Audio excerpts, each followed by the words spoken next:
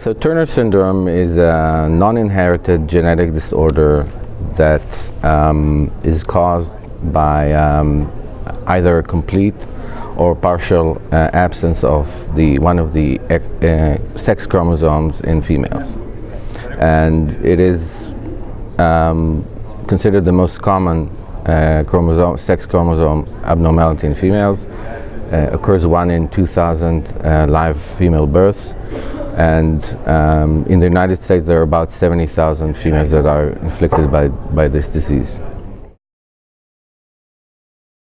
Turner syndrome is usually diagnosed in preteen or older females, and the most common features are short stature and pubertal developmental delay.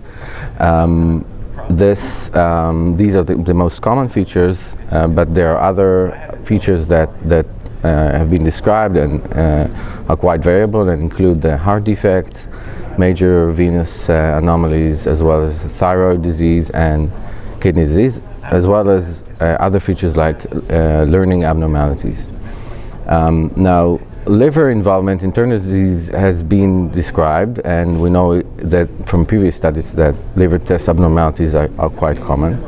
However, the exact nature of liver involvement in Turner syndrome hasn't been explored as extensively as other features of this disease, and this discrepancy, I think, is due to mainly two reasons. One is that, generally speaking, liver manifestations can be quite subtle up until advanced stages of disease, and also interrogating for liver disease entails undergoing invasive procedures, which many patients and their physicians are quite reluctant to pursue.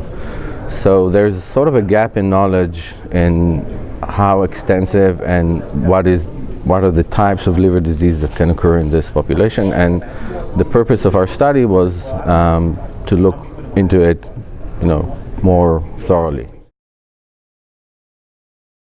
At the poster that we're presenting at the AASLD, we describe a cohort of patients that were a cohort of patients with Turner syndrome that were followed for a course of several years at the National Institutes of Health. This is a large prospective natural history study launched by the NIH more or less a decade ago, led by Caroline Bondi and her group, looking into many aspects of Turner syndrome, and the study, the patients participating in the study underwent thorough clinical evaluation, including extensive lab work, metabolic testing, genetic phenotyping, and imaging with MRI of the heart and great vessels, as well as abdominal imaging and other sophisticated studies. We're at the liver disease group, liver disease branch, have a specific interest in the liver manifestations of systemic disorders such as Turner syndrome. So we followed these patients for evaluation of liver disease with lab testing and imaging studies, and in a subgroup of patients we also performed a liver biopsy. The main results or the main findings of our study were that, as previously described in the literature, liver test abnormalities are quite common in this population.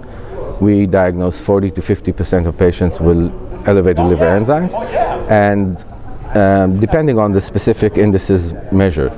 But more interesting was that liver test abnormalities were associated with other systemic manifestations of disease, especially vascular anomalies. Now, when looking into the specific subgroup of patients that had a liver biopsy, we found that for about 40% of patients had fat accumulation, which has also been described, but and generally attributed to the sort of systemic metabolic derangement that is typical of this syndrome. But in around quarter of the patients biopsied, we diagnosed a disorder called nodular regenerative hyperplasia, which is a disorder of vascular nature, which is quite rare in the general population, but again, in this specific cohort, it occurred in 25% of patients. And when looking at more specifically at the microarchitecture of the liver, we saw that a large proportion of these patients had missing vascular components like liver arteries or veins, and this finding was associated with vascular anomalies of the great vessels of the heart.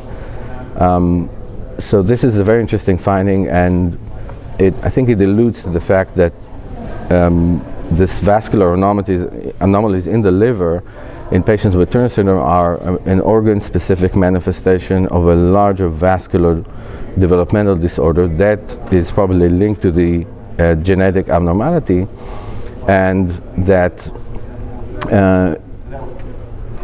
in these patients that have been diagnosed with this disorder, they should be followed more closely. We still don't know the clinical significance of this finding, as most of the patients in this cohort were relatively young when we evaluated them, so we don't know what are the long-term implications of this finding. However, we know from other diseases that vascular abnormalities of the liver can develop into a clinically significant disease with end organ complications, including bleeding from varices and other complications. And this definitely suggests that patients with Turner syndrome should be interrogated for the presence of liver disease, and in those patients that are specifically diagnosed with vascular disorder, they should be followed closely and undergo surveillance for development of complications.